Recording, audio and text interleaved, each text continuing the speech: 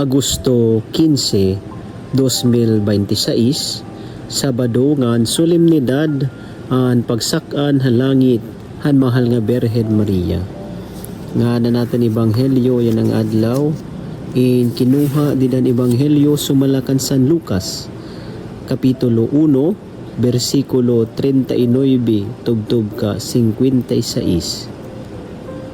Pagbasa ti kangan santos nga ebanghelyo sumalakan San Lucas.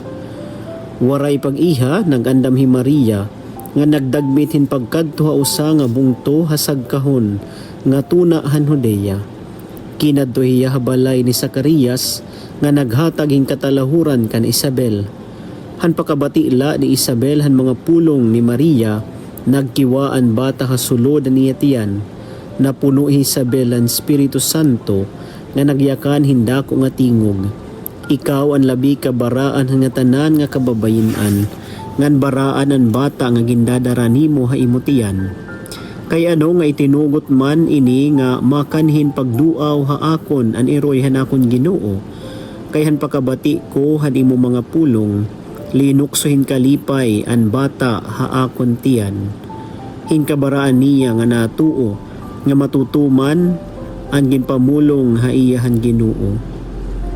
Nagsiring hi Maria, nagdadayaw an akon kalaghan Ginoo, naglilipay an akon kasing-kasing didahan Dios nga akon manunubos, kay nahinumduman ako niya, aniya ubos nga surugoon. Tikang yana, tatawgon ako nga baraan nga tanan nga katulinan, tungod handa ko nga mga butang, nga ginbuhat para ha akon han makagarahom nga Dios. Baraan na niya ngaran, nagpapakita yan kaluoy hadton mga nahadlok ha iya. Tikang hausa ngadton sunod nga katulinan. Ginpakita niya niya kusog haniabot kon nga ginpasarang niya ang mga mapahinatas o nakasing-kasing. Ginpukan niya inggan mahanan nga mga hadi tikang hanira mga trono ngan ginpataas niya ang mga mapainubsanon. Ginbusog niya hin mag-upay nga mga butang ngan mga gutom. Nga ginpalakat niya ang mga riko nga waray dara. Gintuman niya ginsaad ha aton mga kapuy-apuyan. Ngan binuligan niya ang Israel nga iya surugoon. Nahinumdum hiya hin pagkaluoy kan Abraham ngan hangatanan nga iya katulinan ha kadayunan. Linungon ni Maria kan Isabel sulodhin mga 3 ka bulan ngan katapos inuli hiya. An ebanghelyo han Ginoo. Pagdayawon ka, Kristo.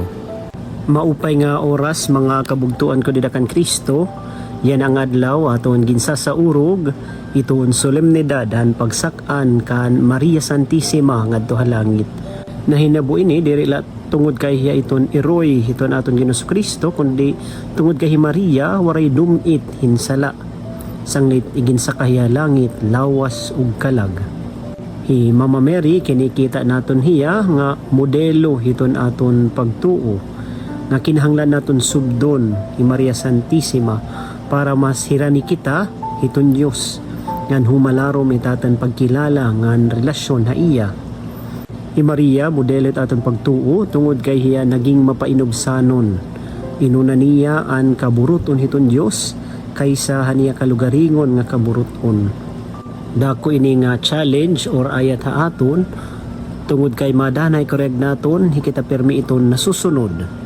Madanay diri na kita nangangadi pagpapakiana kung ano ba talaga iton kaburuton ngan karuyag iton Dios mahinabo dida hiton aton kinabuhi.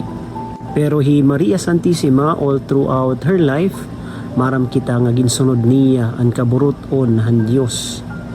Bisan ko nakadaan iya kahadlok kan kahulop padayon hiya naging masinugtanon han Ginoo. Ikaduha mga kabugtuan, hi Maria modelo itaton pagtuo tungod kay waray hiya baya kan Jesus. Han igin kukura naton Ginoos Kristo, igin kukuri liwat anaton iroy hi Maria Santissima.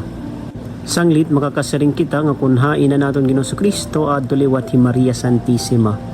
Ang mga kabugtuan iton ayat liwat ha aton nga hikita di man naton kaya dadon hi Jesus dilit aton mga tiyan, di man kita iton iroy hitaton Ginoos Kristo, pero iton ayat ha aton nga dadon naton hi Kristo ngadto hiton mga tao nga diri pa nakilala iya. pinagit aton magupay nga mga pulong nga pinapadisanhin magupay nga mga buhat. Iton Pilipinas tinatawag kita nga Pueblo Amante de Maria o bayang sumisinta kan Maria or bungto nga nahigugma kan Maria Santissima. Iton aton pagdebosyon kan Maria diri laon ta umudong didet aton mga pagnovena ngan didet aton pagrosaryo kundi itaton pagdebosyon magdaraha aton nga dahiton pagsubad hiton kinaiya ni Maria Santissima. Aniya pagiging matinuuhon, aniya pagiging masinugtanon, nga aniya pagiging mapainubsanon. Amen.